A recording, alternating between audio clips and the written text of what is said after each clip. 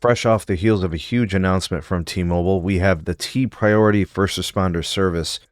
And really, the announcement came as a big event in New York City to celebrate, advertise, and promote a first responder network from T-Mobile. All right. This is going to require immense amounts of capacity in a place like New York City. And I'm just speaking to New York City. T-Mobile is going to want to expand this within all types of large markets. Philadelphia, Boston, Houston, LA. They want to get everywhere with this. They need to scale this. This is how they're going to win in this particular segment. Verizon and AT&T are the ones when it comes to this segment. Verizon Frontline and obviously AT&T's FirstNet. But to serve this number of first responders and agency lines of access and use cases, there's going to be a huge, immense amount of capacity and demand that's going to be required here. T-Mobile has a feature that they're calling Network Floor. Ulf was talking about it. You guys know Ulf tickets. They're going to do preemption. They're going to have priority. All the same things we know about FirstNet and QCIs and capacity guarantees and 5x the capacity of a consumer line and all those kind of things. But I don't want you guys to forget that there are things that T-Mobile is going to have to reconcile in this meantime, in the process. Folks, there is a very real issue with T-Mobile in New York City. I'm going to speak very candidly and clear about this. And Nikki T knows what I'm talking about. The most important capacity layer for T-Mobile is N41. Their 5G Ultra capacity hinges upon that frequency band. There are parts of New York City and New Jersey, the whole tri-state area, where T-Mobile does not have a contiguous swath of spectrum in the N41 band. They might have a nice sized chunk. Like in some instances, you'll see 140 megahertz, which is good. It's a nice sized chunk because that goes along with the N25, the N71, the LTE frequencies that eventually move into 5G. So in that instance, I think they're golden, right? But there are parts of Manhattan where they don't have 140 megahertz and they have 80 megahertz. They've got like 240 megahertz chunks that are non-contiguous. And that reduces spectral efficiency and negatively impacts potential performance and the total high end of the capacity potential. It's the same situation in Queens. It's the same situation in Staten Island. In those parts of cities and towns where you've got a 40 by 40 N41 configuration, you're not going to get enough capacity for the consumers and then also first responders and home internet broadband users and whatever else you could think of, business broadband, whatever the use cases are. T-Mobile has to very quickly look to make some decisions and draw up some deals to do some spectrum swaps, make deals with NextWave, who holds a lot of those N41 licenses, make deals with the churches and the schools. They got to figure out what they're doing with C-band. I don't know if they're going to build that. Maybe that's part of a swap deal.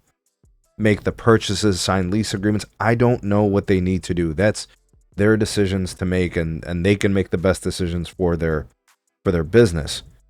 But all of it sounds like money.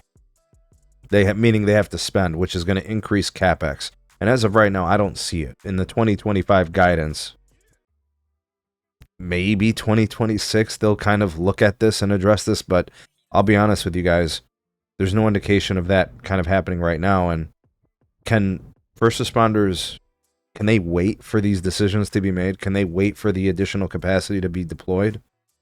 Are discounts enough to earn the respect, the trust of first responders who, think about the line of work, right? Does T-Mobile own and operate and build enough of their own network to actually nail this? Guys, I'm telling you, these are things that are going to have to be addressed if they're going to do this thing properly. There's a reason why Verizon went 140 to 200 megahertz national on C-band. And there's a reason why AT&T went 120 national with C-band and DoD, and why they're looking to secure additional 4.9 gigahertz. The spectrum is sorely needed. And the last thing I'll leave you with, and we can't sleep on this, in New York City, both Verizon and AT&T, they're not perfect. But the one thing they do are indoor solutions. IDAS, distributed antenna systems. Because there's some places where there's no signal getting in from outside. Because they're in bunkers, basically, right? They're in the basements, they're in lower levels, like it's concrete, it's mortar, it's rebar, it's garages, like there's no signal getting down there. So you got to create one for down there.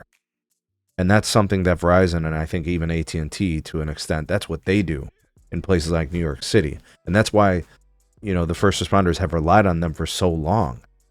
You know, and I know it was like a commercial and all that, you know, for the event. But I mean, is one network even enough for a first responder? Like, that's another question we could have. But anyways, I don't want to drift too much. T-Mobile has a lot of work to do. They got a lot of things they need to tend to and address. Obviously, they wanted to strike while the iron's hot. You can't wait too long and let things get ahead of you. You know, you've got the most momentum in the history of your company when it comes to mind share, market share taking. You know, everything you've done as T-Mobile with marketing is hitting. You know, everything's been a smashing success.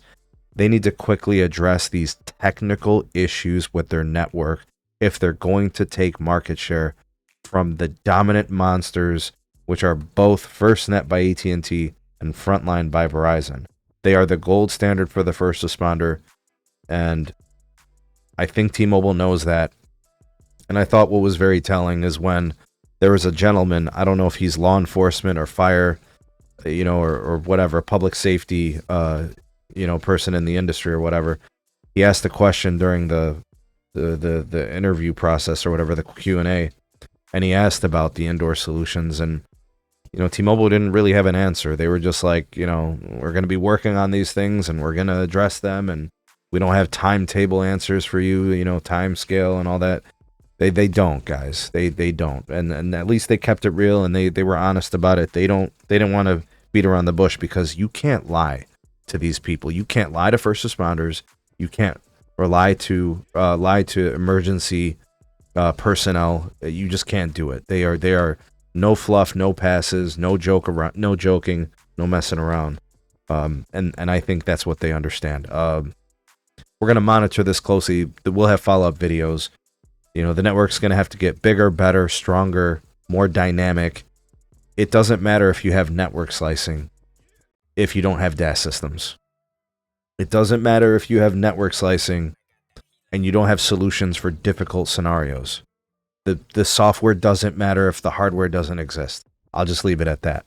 Let me know your opinions on this or your thoughts as I discussed everything in today's video. Like, share, subscribe, drop me those comments. Excited to read what you guys have to say on this. Subscribe for more. Check out some more of our content. We'll see you guys on the next video.